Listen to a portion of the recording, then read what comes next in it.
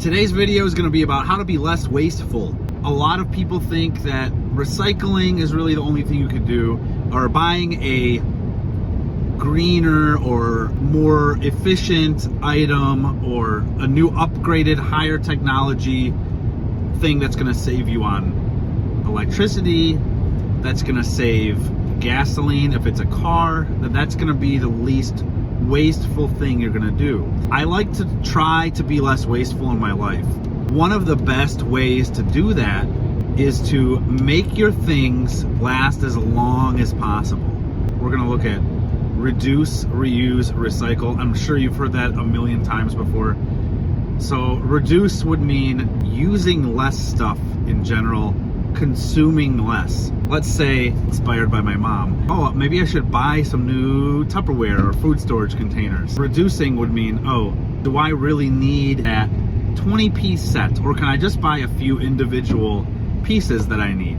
Even better than that, going to a thrift store and getting some reused food containers that are still usable, because now you don't need to consume that new item. And I know the argument against that is, oh, it's already made, but if that new item stays on the shelf, they're not gonna keep making new ones to replace that. So buying already used items is a great way to reduce how much you're consuming and contributing to wastefulness. By the way, this video goes shout out to my friend Nick, because he loves all this kind of stuff. A word from our sponsor, Me. If you want to be any part of this, you can upload a photo or an image online somewhere and post the link in the comments, and I'll consider using it in a thumbnail on a future video. Let's see what you got. All right, back to the scheduled programming. So we talked about going to the thrift store, or getting something from somebody you know that doesn't use it anymore. One step above that, using things you already have. And this might fall a little bit into the category of reuse. I'm not sure what I'm gonna do with it, but my mom would always do that. Instead of using a Tupperware or buying more food storage containers, she would use like an old sour cream container, for example, or like, food packaging that you use once and you usually would just throw it out. She would keep that and put leftovers in it in the fridge. I think that's the ultimate way to do all of this, because now you're giving that other container a second life, because it doesn't really need to be thrown away, right? You can do this with jars, with drink containers, whatever you want to do. I think that's the epitome of the reduce, because you're reducing what you need to use. Reuse. This is where I really like to do things. Making your stuff last as long as possible. So instead of buying a new item, let's say my car's gonna break. My car's not doing too hot. It needs a little work. And you might think, oh, the amount it's gonna cost to repair this is down payment of a new car. It's X% of what the car's worth or something. I don't buy that. I don't like to follow that, because what's the rationale here? That sounds like a good way to sell you things you don't need.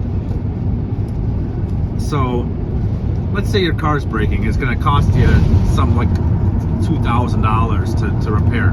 Even the transmission goes out, it's gonna cost you $5,000 to get another transmission in there. Or you could buy a new car. It's gonna be a lot less wasteful to just get that transmission put in there. You're giving your old car more life. And same for all the little stuff. Maintaining your car is going to go a long way, and maintaining any of your things, right? Like at your house, I don't know, keeping your computer going for longer, keeping your cell phone for a longer time, maybe refreshing it every once in a while so it doesn't feel so laggy. Do you really need a newer computer, a newer cell phone? Or can we just do a refresh and it'll be fine? Things like furniture, maintain it. If you have wooden furniture, wax that stuff down, get it reupholstered instead of getting a new one. These are great ways to make your stuff last longer and go further and be less wasteful. There's so many examples of this. And we live in a culture that's disposable everything. Almost everything. Don't do any maintenance, don't take care of your stuff, and when it goes bad or when it stops being as good, just get a new one and it's going to be better anyway, right? I don't like that really.